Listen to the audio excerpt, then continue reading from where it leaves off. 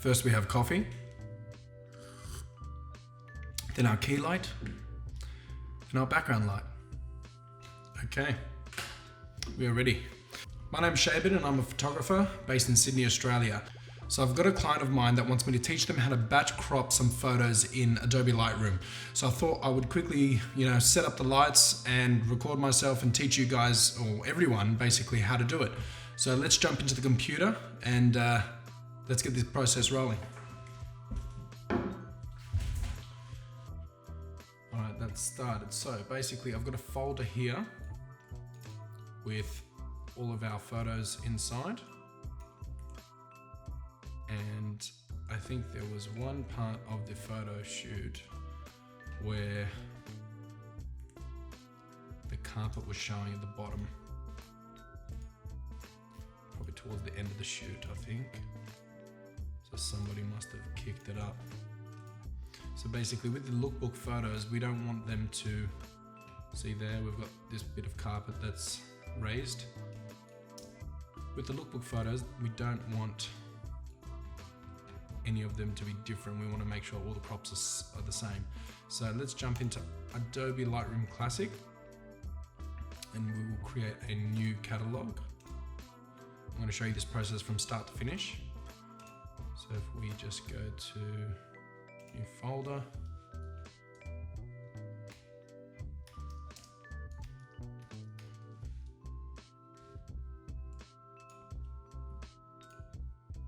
inside there create Lightroom Cat.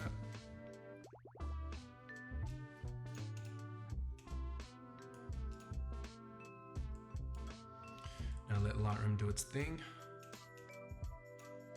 And I'm just a bit of a organizing freak. Everything has to be done the right way. Let's make this a bit bigger for you guys. So we're going to import the photos. So just grab your photos in your folder full of JPEGs, drag that here. Now, if you're not in the library function, this dialog won't come up.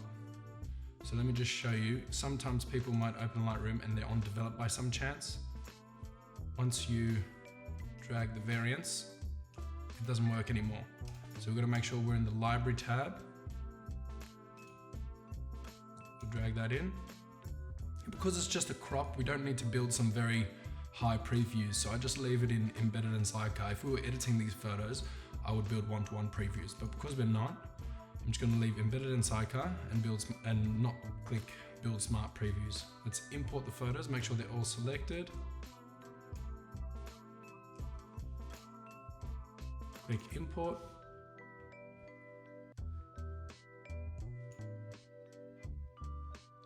Let Lightroom do its thing. And we're going to find the photo that has the error in the crop.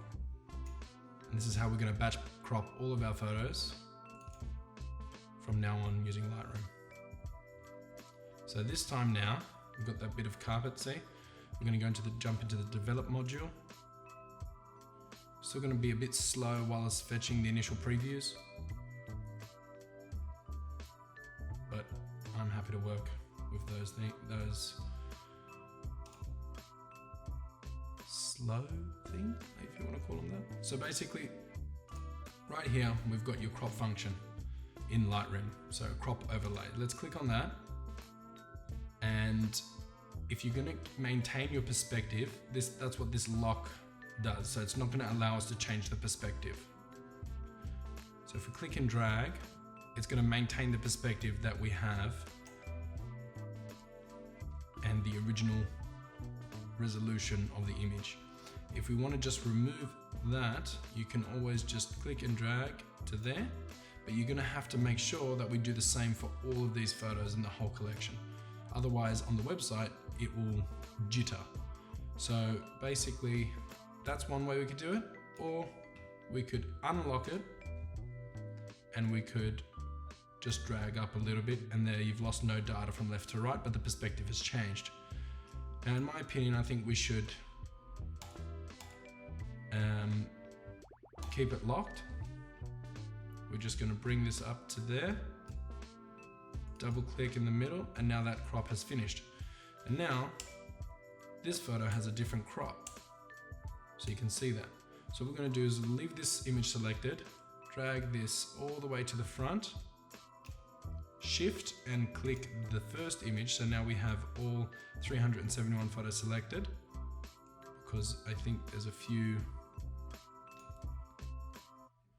photos that don't really count. I mean, you can always select all of them by pressing Command A, but because this image is the one that's selected, it's a bit brighter. So we want to make sure that we're copying the crop from this image to all the rest. What we're going to do is click Sync and check none except for crop. Then we click Synchronize.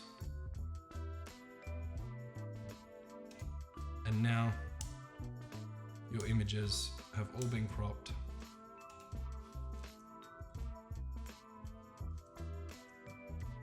Without having to do it one by one. So we just need to make sure that the carpet doesn't raise in any other image, and we can browse a bit quicker in the library module rather than the develop module. So see there, we've got a bit of a raised carpet. That's something that would possibly have to Photoshop out because it doesn't happen in any other photo. So in those instances, you can either crop them all